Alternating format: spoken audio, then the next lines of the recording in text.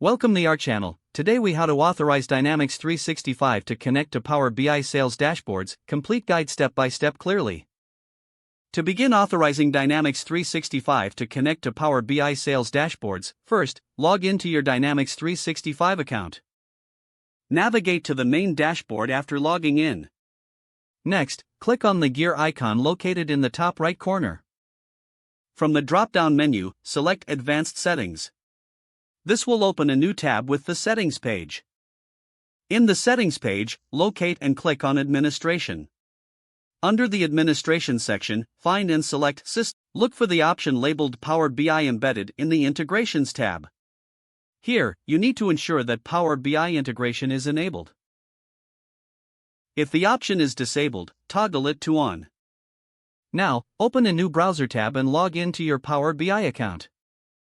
Once logged in, navigate to the workspace where you want to add your Dynamics 365 data. Click on Get Data from the home screen. From the available options, select Get under the Services section. In the search bar, type Dynamics 365 and select the relevant connector.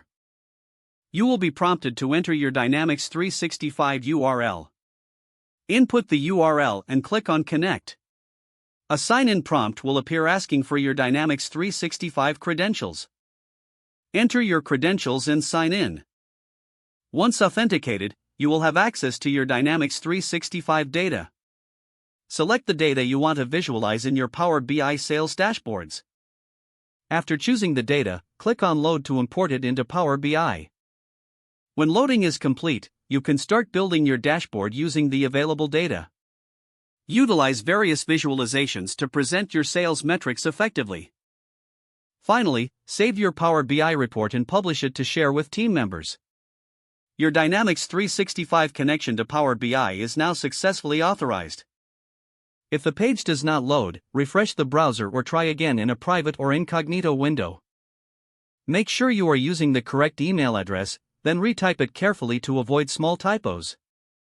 If your password is not accepted, use the reset option and create a new strong password you can remember. Check your spam folder for verification or security emails, then complete any requested confirmation steps. Enable two-factor authentication if available to improve account security and reduce unauthorized access risk.